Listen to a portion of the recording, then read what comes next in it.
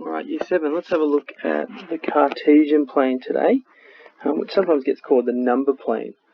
It's formed by intersecting two number lines or axes, the x-axis, which is our horizontal axis, and our y-axis, which is the vertical axis. And they intersect at 90 degrees, or at right angles. The two number lines intersect at 0 or on 0, and that position we call right in the middle is called the origin, because it's our starting point, 0, 0. The area is broken into 4 quadrants. Alright, so down here, you'll see I've labelled them in green. The first quadrant is this section here, and then the second to the left, and then third and fourth in an anti-clockwise pattern. Now the reason why this is the first quadrant is because it's got all our positive values, alright? It's going to the right, which is positive, and it's going up, which is positive. So that section there is all positive, which is why it's the first quadrant. There are other reasons, which we'll learn in Year 10 Advanced.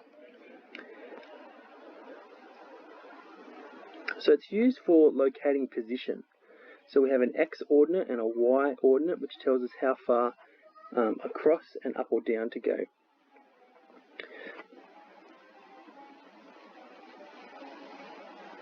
So let's have a look at a couple of examples I've got here. This first point here is 2, 3, because I've gone across, I start at 0, 0, I've gone across 2, up 3 to get to this position here.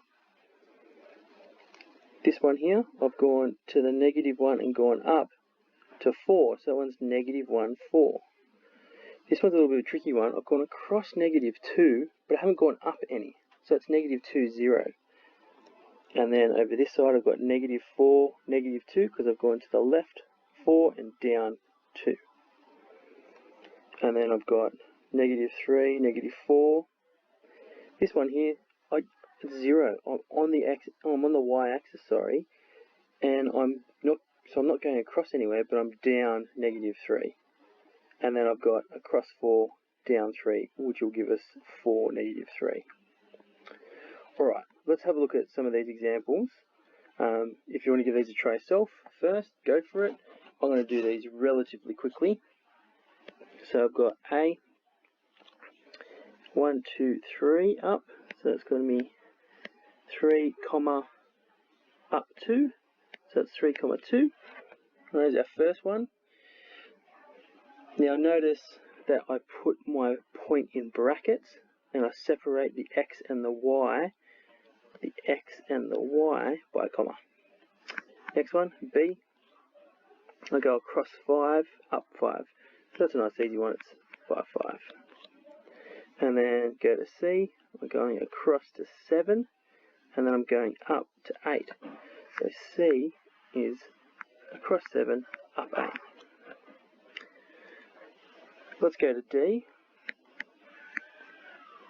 This one we're going to the left. Now we notice we've got our negative numbers.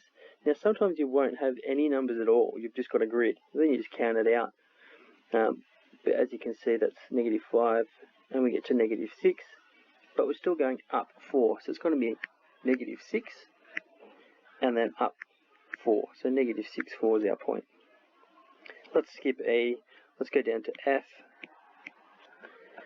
We're going across -4 and down -6, so -4, -6. Last one, let's do P.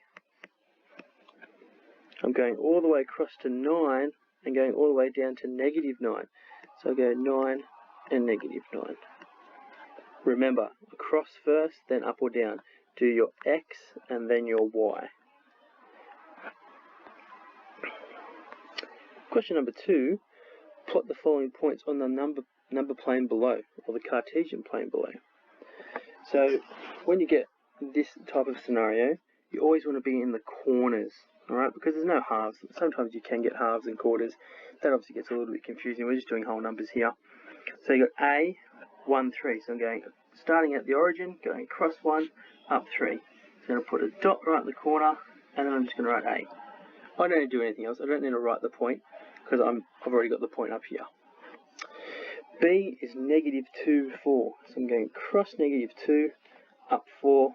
I get to this point here, and I label it B. You'll notice that when we're labeling points, it's always a capital letter, right? And that's done on purpose in geometry. Points are capital letters and lengths are usually lowercase. C is 0, 4. So I'm going across 0 and I'm going up 4. So I'm getting here at C. D is -2, 0. So I'm going here, go across to -2, then I go up 0, which obviously means I don't move anywhere. So there's my D. And E is -3, -5. So I'll go across -3 and then go down -5. So all the way down here, which is E.